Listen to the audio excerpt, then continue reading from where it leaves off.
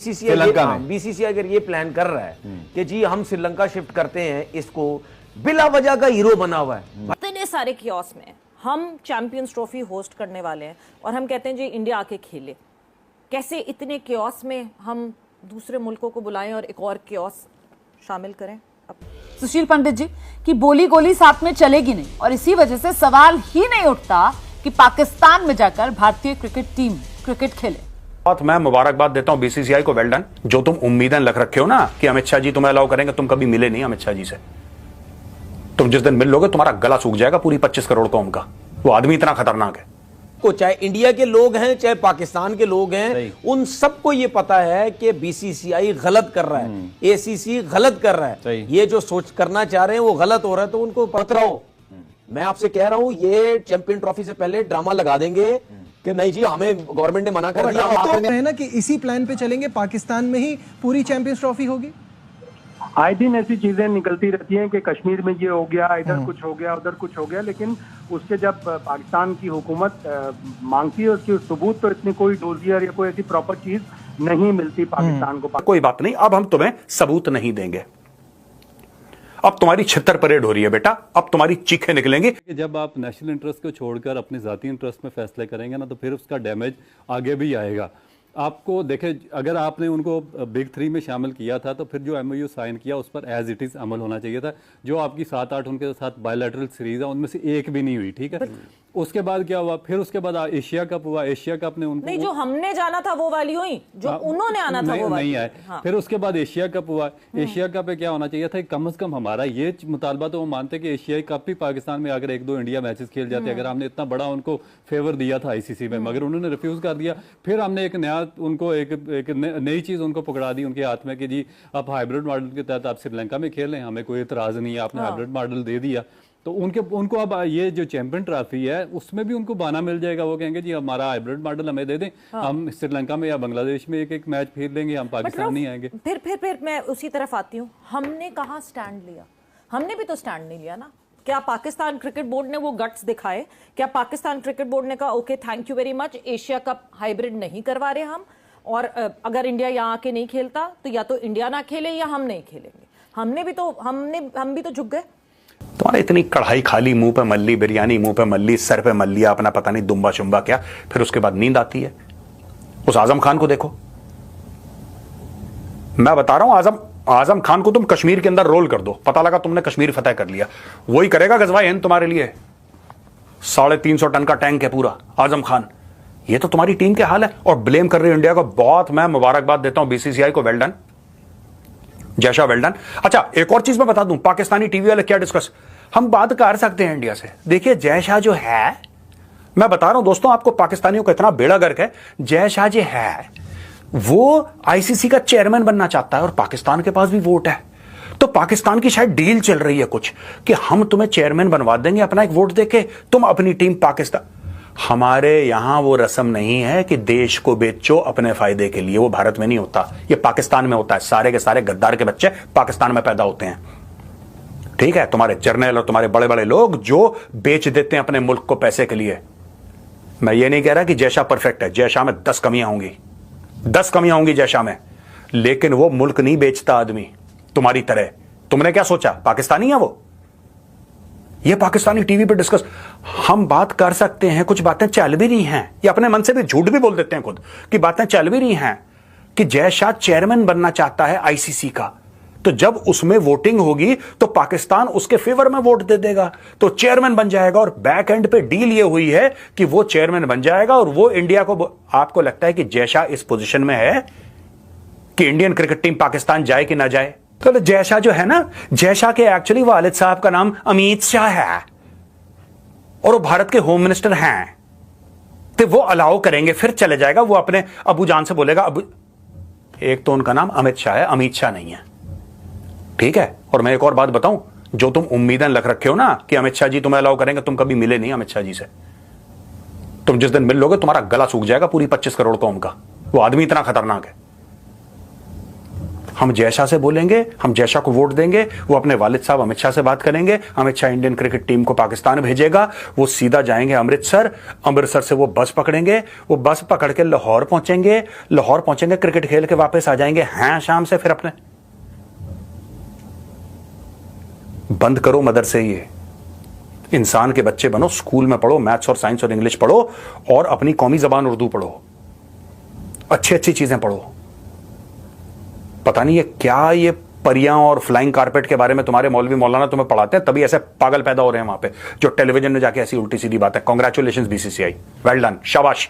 मैं ना क्रिकेट देखता, ना मैं आगे चल के देखूंगा, ना मैंने फाइनल मैच देखा इंडिया का, लेकिन मैं एक बात आज कहना चाहता हूं, बीसीसीआई, मैं नाखुश था, मेरी बड़ी शिकायतें थी, अभी भी हैं शिकायतें। जब तक भारत और पाकिस्तान बिल्कुल आपस में खेलना बंद नहीं करते, तब तक मेरी बीसीसीआई से शिकायत रहेगी, चाहे वो श्रीलंका हो, चाहे कहीं भी हो, टिम्बकटू में खेलना ही नहीं इनके साथ, इन आतंकवादियों के साथ खेलना ही नहीं। लेकिन फिलहाल के लिए today you have given me good news, thank you BCCI, well done. मुझे लगता है जरा सा सुशील पंडित जी को लेकर आते हैं। सरकार की लाइन इस पर बिल्कुल क्लियर है सुशील पंडित जी कि बोली गोली साथ में चलेगी नहीं, और इसी वजह से सवाल ही नहीं उठता कि पाकिस्तान में जाकर भारतीय क्रिकेट टीम क्रिकेट खेले। रोमाना जी, बिल्कुल मुझे लगता है कि इस पूरे पैनल में एक राय बन रही है, और है भी, छोटी मोटी बातें अगर छोड़ दें। आप सोचिए, पाकिस्तान और भारत में एक दूसरे के राजदूत नहीं है, हाई कमिश्नर नहीं है, और इस बात को अब 5 साल होने जा रहे हैं। पाकिस्तान और भारत में ट्रेड नहीं है, यहां तक के लाइफ सेविंग ड्रग्स तक नहीं जाते पाकिस्तान। ऐसी हालत में और फिर आए दिन एनकाउंटर हो रहे हैं, और उसके बीच में कोई लाहौर जाके क्रिकेट खेले, मतलब सवाल ही पैदा नहीं होता। मुझे तो समझ में नहीं आता कि इस पर बहस की गुंजाइश कहां है। इस समय भारत को न केवल इस बात को ही खारिज करना चाहिए कि यह सवाल ही पैदा नहीं होता, बल्कि उन बातों को पर गौर करना पड़ेगा जिससे कि पाकिस्तान बाज आए अपनी हरकतों से। इस समय भारत में वो तैयारी चलनी चाहिए कि पता चले पाकिस्तान को इसकी कीमत क्या चुकानी पड़ती है, इसका खमियाजा क्या चुकाना पड़ता है जो वो कर रहे हैं। पिछले 1 महीने में आप देखिए, कोई हफ्ता ऐसा नहीं गया जिसमें एनकाउंटर्स ना हुए हो, जिसमें जाने ना गई हो, जिसमें हमारे फौजी हलाक ना हुए हो। तो ये अपने आप में एक बहुत बड़ी चिंता का विषय है। और बीसीसीआई, बिल्कुल ठीक कहा आपने, बीसीसीआई चलाने वाले के पिताजी ने फैसला लेना है, ये जो कि देश चलाते हैं गृह मंत्री के रूप में। बीसीसी चलाने वाले ये फैसला नहीं देंगे। आपने जो कहा ना सर कि इसकी गुंजाइश ही कैसे बनी, दरअसल वो तैयारियां वहां पाकिस्तान में पीसीबी कर रहा है। आरजू काज़मी बताएंगी बेहतर तरीके से। मतलब पीसीबी जो है वो लगता है मुझे अपनी किसी दुनिया में रह रहा है, एलिस इन वंडरलैंड टाइप्स उनकी सोच कुछ यहाँ पर निकल कर आ रही है।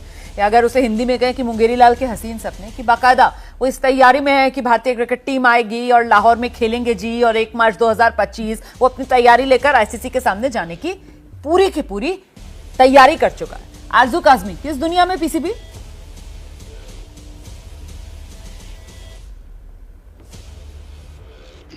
देखिए, बिल्कुल इसी दुनिया में है, और उसका एक रीज़न ये भी है कि अगर हमारे यहाँ टूर्नामेंट होना है तो जाहिर है हमें तैयारी तो करनी है। ये तो अब आने वाले जो टीम्स हैं उनके ऊपर डिपेंड करता है कि वो आते हैं या नहीं आते हैं। लेकिन एक चीज़ ज़रूर मैं यहाँ पे कहूँगी कि कुछ टाइम पहले जो है वो कई दूसरे स्पोर्ट्स जो हैं वो भारत और पाकिस्तान के बीच में हुए, और उसके टूर्नामेंट जो हैं वो इस्लामाबाद में थे।